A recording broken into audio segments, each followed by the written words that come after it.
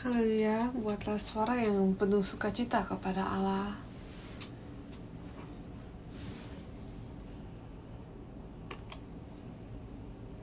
Selamat pagi, sekarang sudah waktunya untuk kita bangun.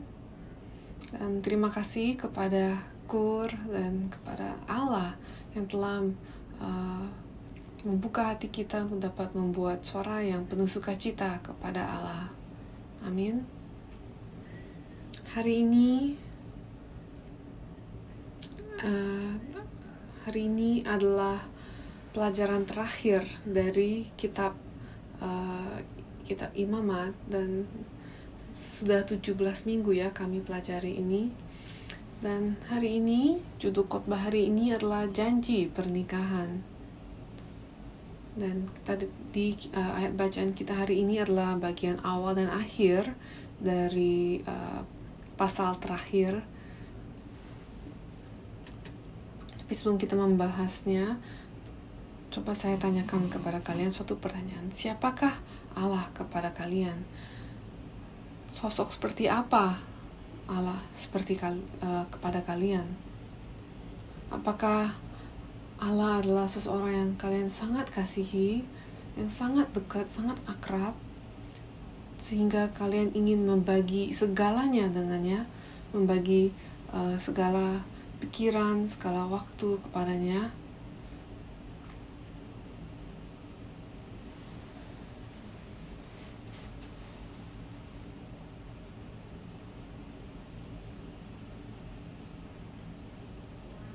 Atau apakah Allah kepada kalian lebih seperti seorang ayah, tapi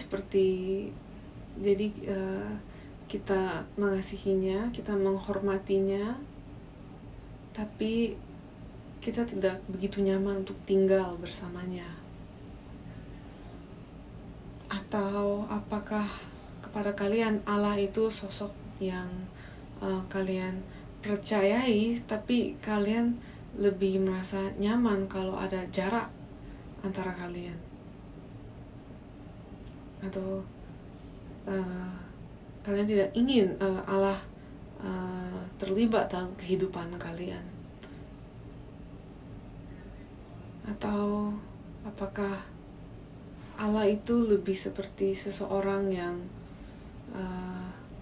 lebih seperti seorang Allah yang mengurusi kalian, tapi kalau dia tidak mengurusi kalian, maka kalian akan mencari Allah yang lain yang dapat mengurusi kalian? Atau mungkin kalian hanya mencari Allah ketika kalian butuh bantuan, atau mungkin kalian hanya berjumpa dengan Allah demi menjaga agama kalian setiap hari Minggu. Jadi Allah itu seperti apa kepada kalian? Kita harus jelas akan hal ini. Kalau kita akan memiliki suatu hubungan dengan Allah, maka hal ini harus jelas.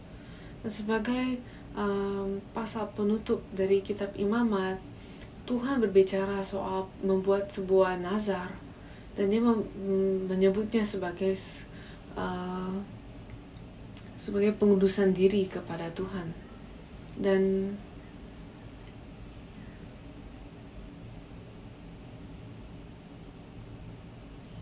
jadi ini seolah-olah sebagai penutup kitab Imamat, Tuhan tuh berbicara tentang penazarkan dan tentang persepuluhan. Dan ini seolah-olah Tuhan sedang mengukuhkan sebuah perjanjian dan dia sedang memperjelasnya. Jadi dia seperti dari pasal 1 sampai pasal 26, dia buat banyak janji-janji.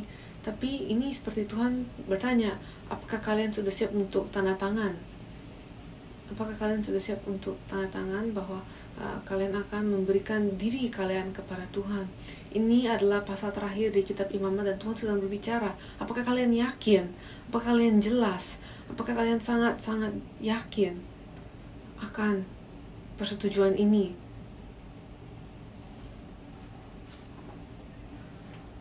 Akan semua yang telah saya ucapkan dari pasal 1 sampai 26, Tuhan bilang, ingatlah bahwa tujuan dari kitab Imamat ini adalah supaya kalian dapat kembali memasuki tempat suci Allah. Dan sekarang kalian ini sedang dipanggil untuk pulang ke sini, tetapi sekarang Allah bertanya, apakah kalian yakin kalian mau tinggal bersamaku selamanya?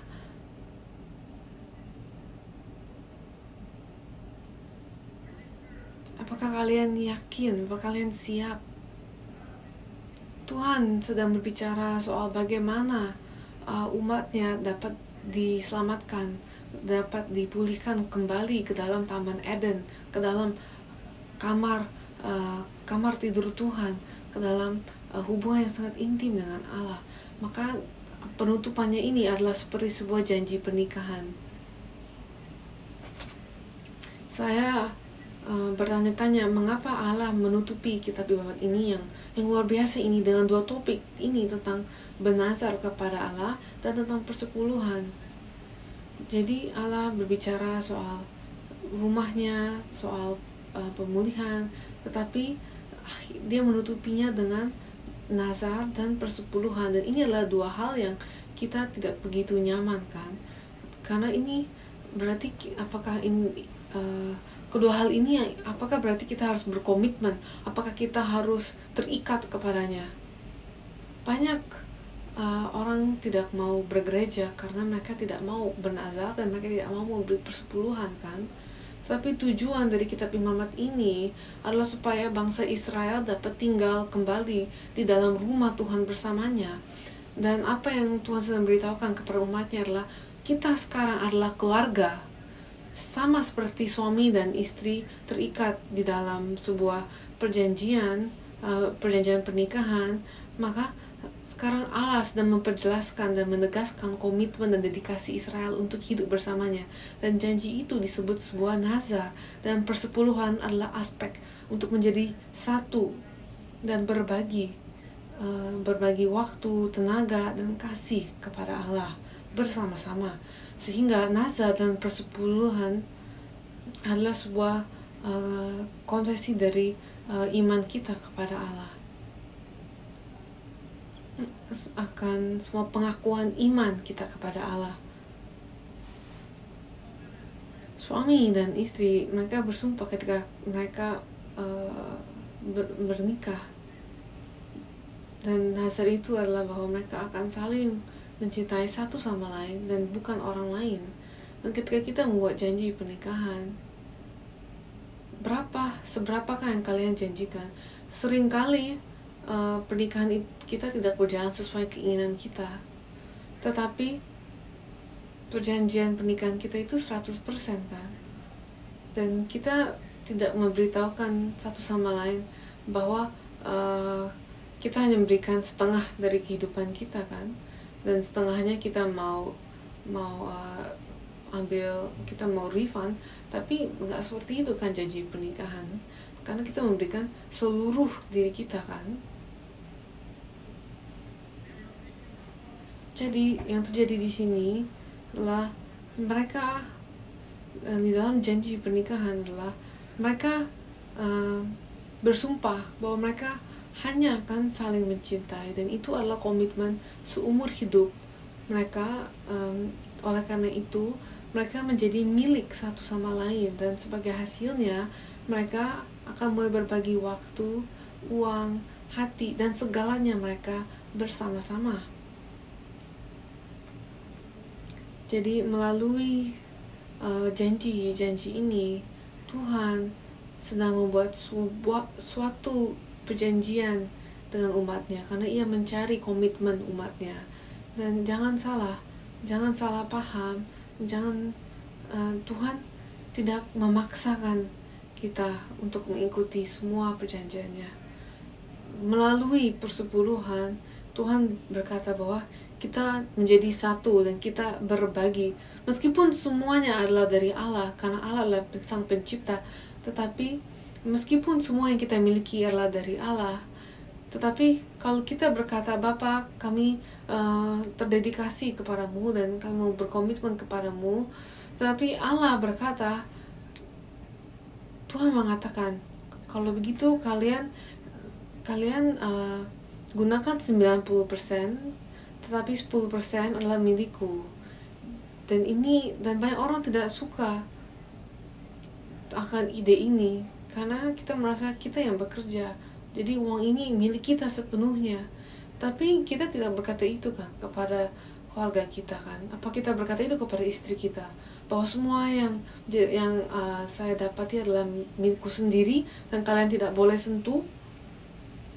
Coba saya katakan kepada suami-suami sini, kalau kalian mengajak keluarga kalian keluar makan, apakah kalian merasa rugi? Karena kalian harus bayar untuk seluruh meja itu. Karena kalian harus bayar makan malam istri dan anak-anak kalian. Apakah kalian merasa rugi? Tidak kan? Ayah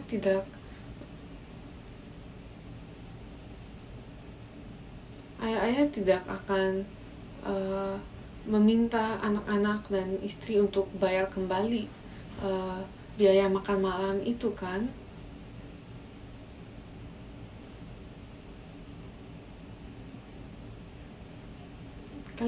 Kalian tidak perhitungan seperti itu kan.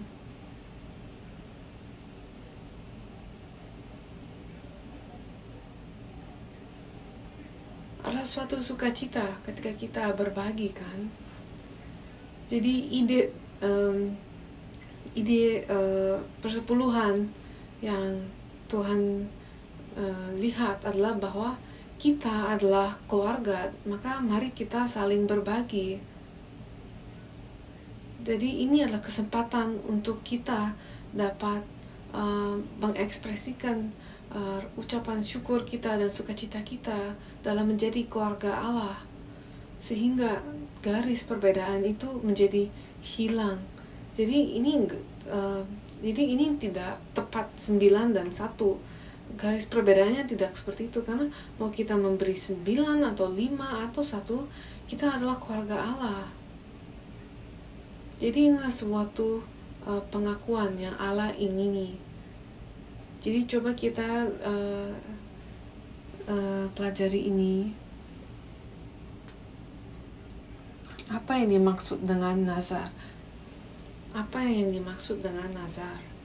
Dalam perikop hari ini, hal ini disebut sebagai pengudusan. Apa yang diberikan kepada Allah itu menjadi kudus. Jadi ada 4 kasus berbeda soal nazar. 1, menguduskan diri sendiri atau keluarga yang diberikan kepada Tuhan. Dan ini bukan berarti kita menjadikan diri kita sebagai korban bakaran, tetapi Tuhan memberikan valuasi yang berbeda kepada orang-orang yang berbeda. Memberikan diri kita artinya dalam sudut pandang Allah adalah menghidupi kehidupan kita bersamanya dan untuknya. Itulah dedikasi, sehingga bernazar untuk memberikan diri kita sendiri atau keluarga kita. Dan kedua itu adalah bernazar untuk memberikan seekor binatang sebagai persembahan. Dan ketiga, bernazar untuk memberikan rumah kepada Tuhan. Dan keempat adalah bernazar untuk memberikan sebagian ladang kepada Tuhan. Jadi ini semua bukan berarti kita menjadikan rumah kita sebagai korban bakaran kepada Tuhan, bukan seperti itu. Dan ladang pun bukan contohnya kita memiliki seseorang memiliki sebagian ladang, dan bagaimana ladang itu dinilai, itu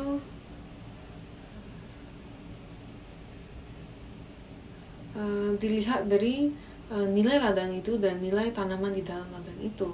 Tetapi sebuah nazar adalah sesuatu yang saya janjikan secara sukarela untuk dipersembahkan atau diberikan kepada Tuhan sebagai jawaban atas berkat dan anugerah yang telah Dia berikan kepada kita.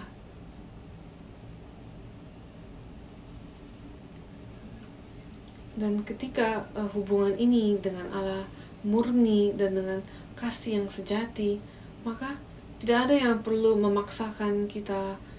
Kita akan tahu apa yang kita ingin berikan kepadanya. Ini adalah seperti suatu hubungan. Kalau kita ada dalam suatu hubungan yang penuh kasih sayang dengan suami atau istri kita atau dengan anak kita, kita mau memberi dengan sukarela, dan kita mau memberi lebih dan lebih.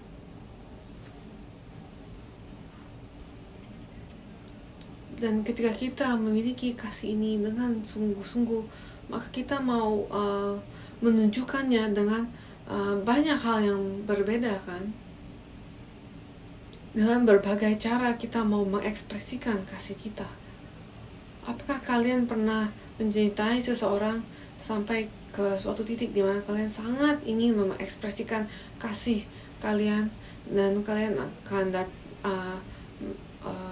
menghasilkan ide-ide yang kreatif untuk mengasihi orang itu, dan kalian tidak pikir itu berlebihan, tetapi malah kalian ingin mengasihi orang itu lebih dan lebih lagi. Dan inilah yang Allah inginkan. Kasih kepada Allah bukan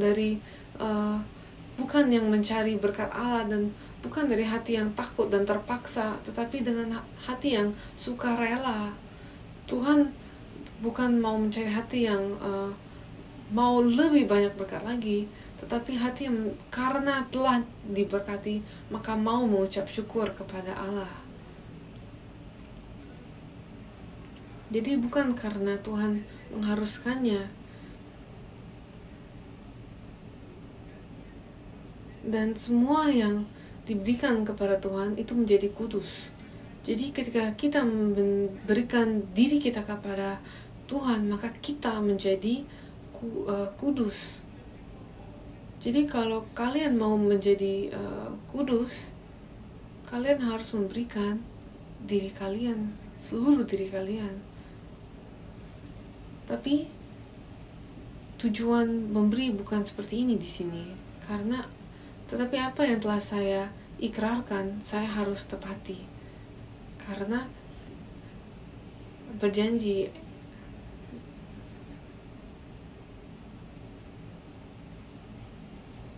karena ketika kita memilikinya dalam hati dan pikiran kita, maka Allah telah menerimanya.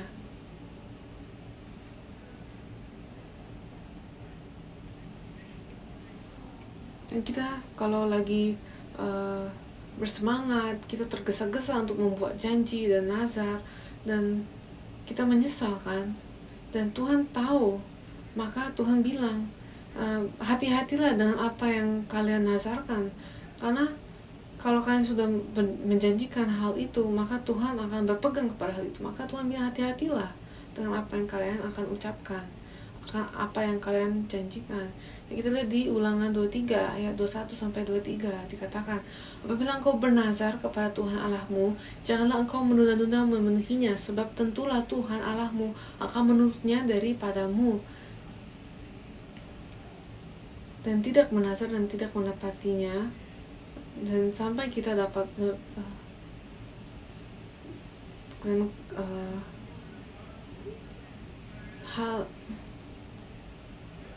hal itu menjadi dosa bagi kita kalau nazar itu tidak kita penuhi.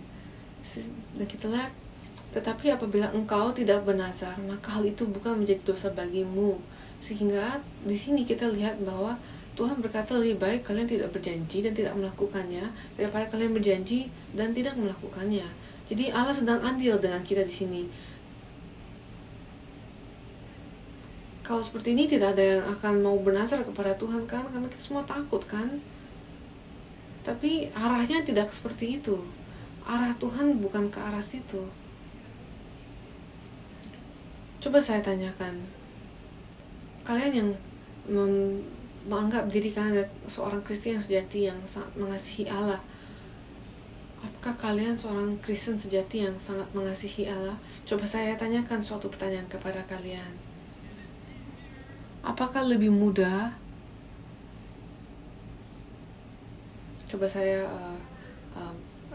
ubah. apakah lebih sulit untuk memberi kepada Tuhan atau tidak memberi kepada Tuhan?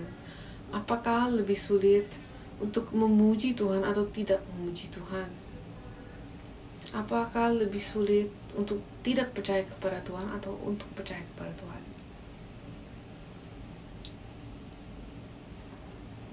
Kepada anak-anak Allah yang sejati, yang memiliki hubungan yang sejati dengan Allah, maka lebih sulit untuk tidak memberikan sesuatu apapun kepada Tuhan. Jadi makanya Tuhan berkata di sini, makanya Allah berkata, janganlah buat janji-janji yang tidak dapat kalian tepati. Apa yang keluar dari bibirmu harusnya kau lakukan dengan setia. Sebab dengan sukarela kau nazarkan kepada Tuhan Allahmu sesuatu yang kau katakan dengan mulutmu sendiri. Amsal 20 ayat 25. Suatu jerat bagi manusia ialah kalau ia tanpa berpikir mengatakan kudus dan baru menimbang-nimbang sesudah bernazar. Kita tidak bisa begitu saja mengubah pikiran kita dan mengubah pikiran kita setelah kita berjanji dan kita minta dana kita dikembalikan. Tidak bisa. Ada suatu cerita, seseorang petani berkata kepada istrinya, aku telah bernazar kepada Tuhan untuk memberikan salah satu dari 2 sapi kita kepadanya. Dan jadi mereka ada 2 sapi untuk bercocok tanam, dan mereka menggunakan sapi itu untuk bercocok tanam. Jadi dia bernazar untuk memberikan 1 sapinya kepada Tuhan. Dan sang istri bertanya, yang mana yang kedua sapi itu yang akan kamu berikan kepada Allah? Kemudian petani ini menjawab, saya telah memutuskan 1 di dalam hati saya, dan saya akan memberikan yang 1 itu kepadanya. Tapi kemudian badai datang dan kandang itu runtuh dan salah 1 sapi mati. Maka sang istri bertanya kepada suaminya, sayang, apa yang harus kita lakukan? Kamu telah menjanjikan suatu sapi kepada Tuhan, tapi 1 sapi dari 2 itu telah mati. Bagaimana kita akan bertani sekarang? Bagaimana kita akan bertani? Apa yang akan kami gunakan? Maka sang suami menjawab, jangan khawatir. Sapi yang mati adalah sapi yang telah saya nazarkan kepada Tuhan. Kita bisa memelihara sapi yang masih hidup. Bagaimana menurutmu? Jadi apa yang sedang terjadi di sini? Apakah dia mengubah pikirannya demi kenyamanannya sendiri? Kalau iya, maka ia salah. Tetapi kalau sungguh-sungguh sapi yang dia janjikan dalam hatinya yang mati, maka apa yang dilakukan? Maka Imamat 27 bilang bahwa semua binatang-binatang ini ada nilainya. Maka kalau kalian ada nilainya, dan kalau kalian tidak dapat memberikan binatang itu, maka kalian harus memberikan sesuatu yang nilainya sama kepada Allah.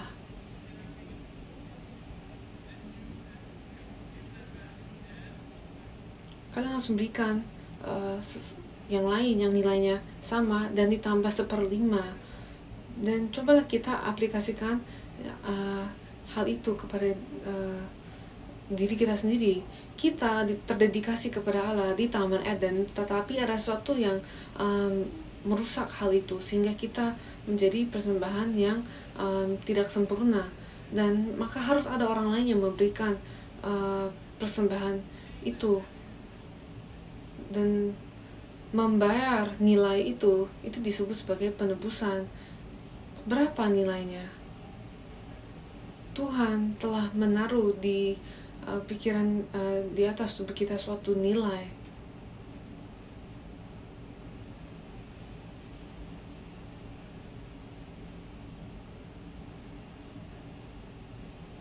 Dan nilai kita senilai nilai anaknya, dan itulah yang dia bayar untuk menebus kita. Ada banyak orang yang berkata, kalau saya sudah menjual perusahaan saya, atau saat bisnis ini dapat lancar, maka saya akan memberikan sekian persen dari keuntungannya kepada Tuhan. Tetapi ketika perusahaannya terjual atau ketika perusahaannya lancar, mereka dengan mudah lupa akan janji mereka. Dan ketika mereka dihadapi oleh pendeta atau orang lain, mereka dengan nyaman bilang, oh saya tidak ingat, saya setelah berkata seperti itu, saya itu bukan suatu janji ya, saya hanya berbicara. Maka kita harus berhati-hati, karena kita tahu kisahnya di Kisah Para Rasul 5 tentang Ananias dan Safira. Kita lihat bahwa seorang yang bernama Barnabas menjual sebidang tanah dan memberikan seluruhnya kepada gereja sebagai persembahan. Dan Barnabas pada waktu itu sangat dihormati. Dia sangat terdedikasi kepada gereja, dan dia juga menjadi teman penginjilan dari Rasul Paulus. Dan Ananias dan Safira melihat Barnabas melakukan hal itu, dan maka mereka bilang mereka mau melakukan hal yang sama. Mereka mau menjual ladang mereka dan mereka mau memberikannya kepada Tuhan. Dan ketika mereka telah melakukan hal itu, ketika mereka telah memiliki uang dari ladang yang mereka jual, tiba-tiba pikiran mereka berubah sehingga mereka hanya memberikan sebagian kepada Tuhan. Dan sebenarnya itu masih baik kan, mereka masih memberi. Tetapi karena mereka berjanji kepada Tuhan bahwa mereka akan memberikan seluruhnya, maka Tuhan mengambil janji itu sebagai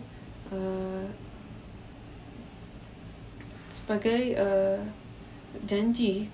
Dan ketika mereka tidak memenuhi janji mereka, maka mereka mati.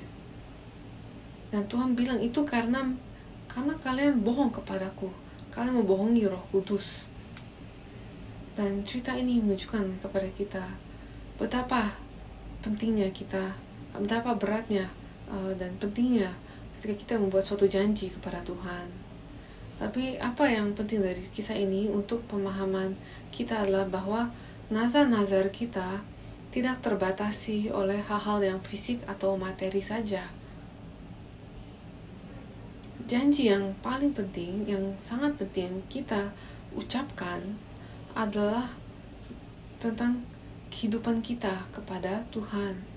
Satu janji yang sangat penting yang kita telah ucapkan adalah ketika kita dibaptis. Ketika kita dibaptis di dalam Kristus dan memberikan kehidupan kita kepadanya, kita mendedikasikan dan mengakui bahwa kita telah mati bagi diri kita yang lama dan sekarang Kristus yang hidup di dalam saya. Maka saya sekarang adalah miliknya.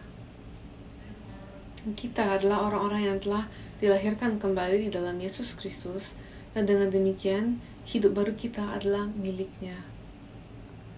Jadi ini bukan suatu upacara saja, bukan suatu judul saja, tapi ini adalah suatu janji yang kita buat dengan Allah.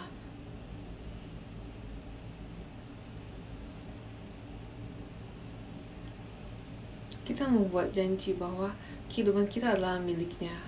Maka kalau kehidupan kita adalah miliknya, maka semua yang kita miliki adalah miliknya.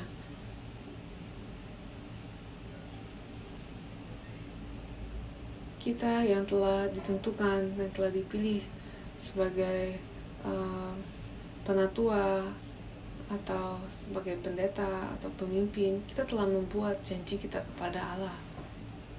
Maka kita harus tanya kepada diri kita, apakah kita sedang menyimpan janji-janji kita, atau apakah kita sekarang lebih terdedikasi kepada keluarga kita, kepada diri kita sendiri, pada urusan pribadi kita. Apa dedikasi? Bagaimana kita dapat memberi kepada Tuhan? Kita lihat di Mika 6 ayat 6 sampai 8. Mika 6 ayat 6 sampai 8. Dengan apakah aku akan pergi menghadap Tuhan dan tunduk menyembah kepada Allah di tempat tinggi?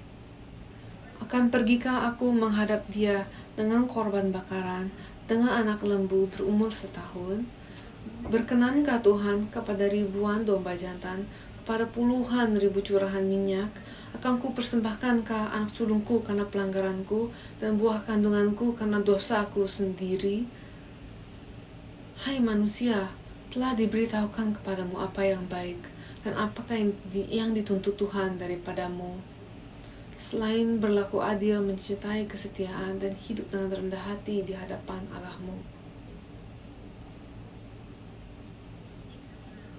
Pembicara di sini sedang bilang, apa yang harus kita berikan kepada Tuhan? Apa hal yang luar biasa yang dapat kita berikan kepada Tuhan? Ribuan korban bakaran atau apa? Atau bahkan anakku sendiri, apakah itu dapat menutupi dosaku? Tuhan berkata tidak. Apa yang Tuhan sukai, apa yang suka tuntut adalah untuk kita berlaku adil. Apa adil di sini?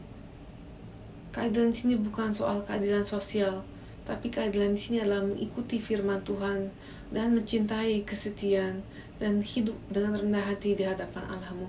Ini adalah persembahan yang luar biasa yang Allah tuntut dari kita. Ada seseorang yang punya toko bengkel.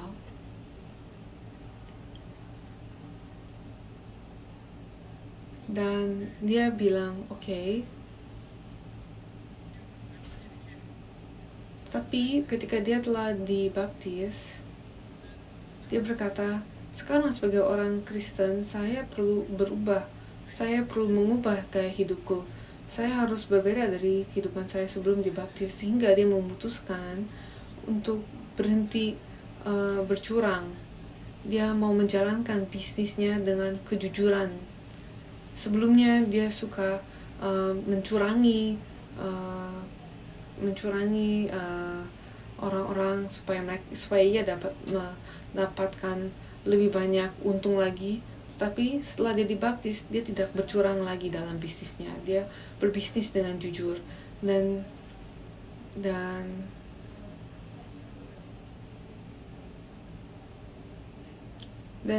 kemudian banyak orang berkata toko ini sangat jujur. Tiba-tiba tokonya mendapat banyak pelanggan baru karena pelanggannya senang ketika dia jujur dan mereka berbicara tentang tokonya kepada teman-temannya sehingga tokonya jadi semakin makmur. Tapi intinya di sini adalah kita harus melihat apa yang Tuhan minta, yaitu kita harus berlaku adil, mencintai kesetiaan, dan hidup dengan rendah hati di hadapan Allah. Dan kita harus hidup dengan keyakinan yang penuh bahwa kehidupan kita bukan milik kita, tetapi ini adalah milik Kristus. Dan Kristus adalah Allah kita. Dan kehidupan yang seperti itu adalah dedikasi yang sejati dari seorang Kristen. Dan kedua, apa persepuluhan itu? Kita lihat di Imamat 27 ayat 26 sampai 34. Akan tetapi anak sulung yang sebagai anak sulung menjadi hak Tuhan dari antara hewan tidak boleh dikuduskan oleh siapapun, baik seekor lembu maupun seekor kambing atau domba, itu milik Tuhan. Tetapi jikalau itu dari antara hewan yang haram, maka haruslah orang menebusnya menurut nilainya dan menambah 1/5. Dan jikalau tidak ditebus, haruslah dijual menurut nilainya.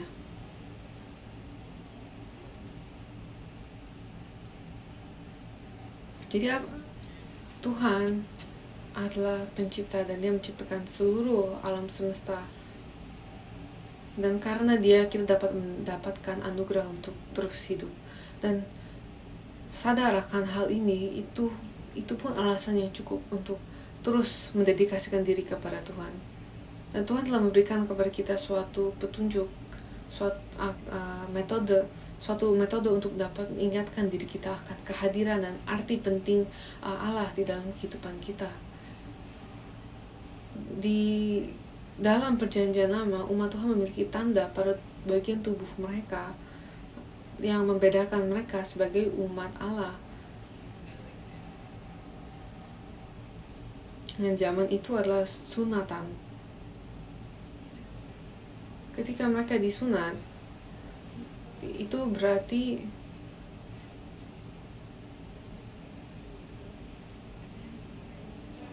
itu berarti seluruh kehidupan orang itu menjadi milik Tuhan. Dan persepuluhan memiliki arti yang mirip, karena itu adalah 1 dari 9 yang kita kembalikan kepada Tuhan, tetapi 1 itu mewakili seluruhnya. Ketika anak sulung diberikan, maka anak-anak yang berikutnya pun diberikan kepada Tuhan, karena anak yang sulung itu mewakili anak-anak yang lain. Jadi persepuluhan adalah suatu pengakuan.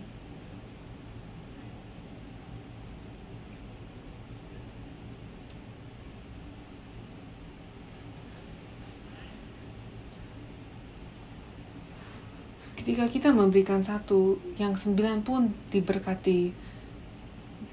Yang 1 itu mewakili yang 9, maka semuanya itu menjadi milik Tuhan. Dan kita akan memiliki 9 yang lebih terberkati lagi daripada kita tidak memberikan persepuluhan. Jadi kita akan lebih terberkati dengan yang 9, dengan 1 yang kita berikan kepada Tuhan, daripada kita hidup dengan yang 10, di mana tidak ada yang kita berikan kepada Allah. Jadi cobalah kita pikirkan kepada ini, dan cobalah kita ingat lagi perjanjian kita berikan kepada Allah. Cobalah kita pikirkan kehidupan persepuluhan kita. Siapakah orang-orang yang memberikan persepuluhan pertama pada Tuhan? Persepuluhan pertama yang kita lihat adalah persepuluhan pertama yang kita lihat dalam Alkitab adalah persepuluhan yang diberikan Abraham kepada Melkisedek setelah mengalahkan raja-raja sekutu, dan ketika dia mempertahankan tanah itu. Abraham ketika dia memenangkan peperangannya itu, maka ia memberikan persepuluhan kepada Melkisedek. Dan persepuluhan yang kedua yang kita lihat dalam Alkitab adalah dalam kisah Yakub. Yakub sedang kabur dari Esau, dan kita ingat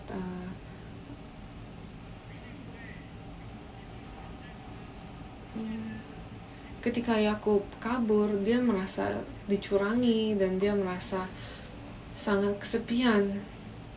Dia merasa tidak ada yang membantunya.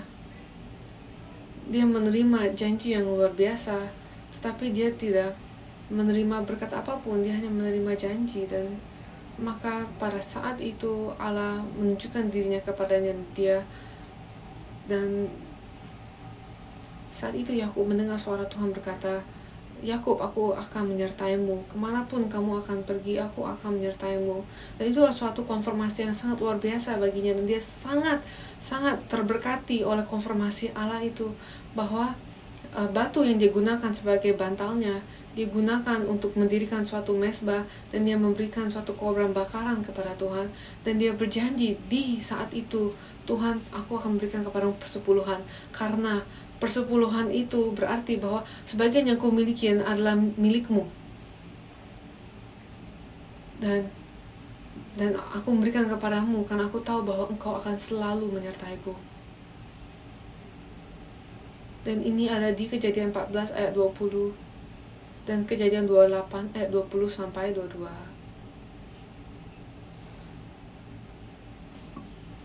Di ayat 22 dikatakan, dan batu yang kudirikan sebagai tugu ini akan menjadi rumah Allah.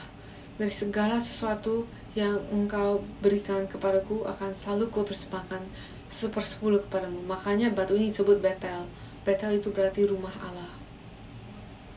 Hal yang sama yang kita lihat dari Abraham dan Yakub adalah bahwa mereka memberikan persepuluhan ini sebelum hukum Taurat diberikan, sehingga ini bukan sesuatu yang Tuhan tuntut dari mereka, tapi ini adalah pemberian sukarela mereka. Ini adalah suatu respons yang alamiah ketika mereka berjumpa dengan Tuhan, ketika mereka menerima jawaban atas doa mereka, dan mereka dengan tulus bersyukur karena menyadari bahwa Tuhan menyertai mereka, dan mereka percaya bahwa Tuhan berjalan bersama mereka, dan Tuhan bekerja dengan penuh kuasa di dalam kehidupan mereka. Sehingga sekali lagi Saya tekankan bahwa persepuluhan adalah pengakuan bahwa saya adalah milik Tuhan dan bahwa semua yang saya miliki berasal dari Tuhan dan saya telah menjadi miliknya dan Tuhan menyertai saya. Yesaya 43 ayat 1 dikatakan, tetapi sekarang beginilah firman Tuhan yang menciptakan engkau, hai Yakub, yang membentuk engkau, hai Israel. Janganlah takut, sebab aku telah menebus engkau. Aku telah memanggil engkau dengan namamu, engkau ini kepunyaanku. Tuhan bilang, aku telah menebus engkau. Tuhan bilang, aku telah membayar nilaimu. Aku telah menebus nilai itu.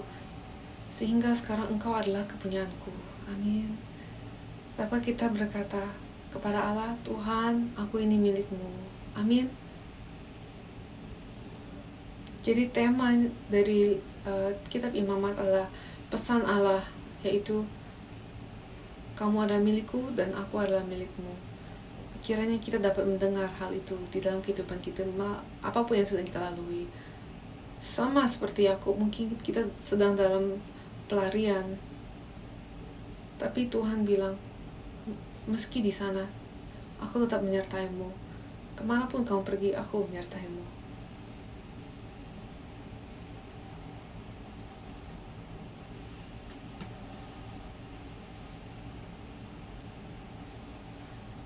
Ada banyak argumen soal persepuluhan dan banyak gereja mungkin bahkan bilang tidak perlu kita memberikan persepuluhan.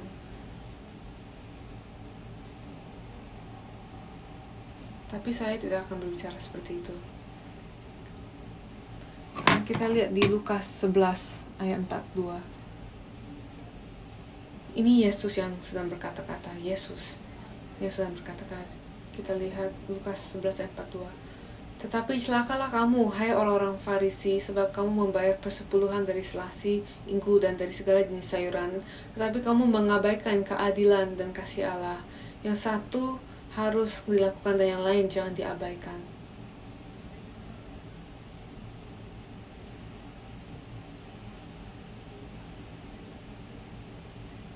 Jadi apakah kita harus menjadi seperti orang Farisi? Mereka membayar persepuluhan tetapi mereka melupakan keadilan dan kasih Allah? Atau apakah kita harus memiliki keadilan dan kasih Allah tapi kita tidak perlu memberikan persepuluhan? Yang mana yang Yesus katakan? Yesus berkata kita harus melakukan kedua-duanya. Yang kita tidak boleh mengabaikan yang satu atau yang lain. Yesus berkata dua-duanya harus kita lakukan. Dua-duanya. Kita harus memiliki hati dan tubuh.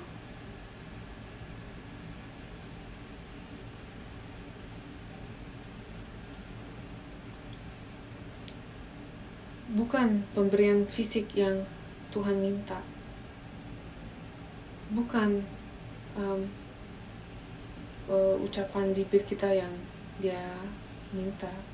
Tetapi Dia mengingini hati kita, kasih kita untuk menggerakkan tubuh kita, untuk mendedikasikan diri kita untuk dapat diberikan kepadanya. Jadi ini soal hidup kita. Kiranya hidup kita menjadi dikuduskan dengan menunjukkan kasih kita kepadanya yang sejati, kasih yang sejati. Kiranya semua dari kehidupan kalian, dengan kalian memberikan kasih yang sejati kepada Tuhan, kiranya seluruh hidup kalian menjadi terberkati. Kesimpulan,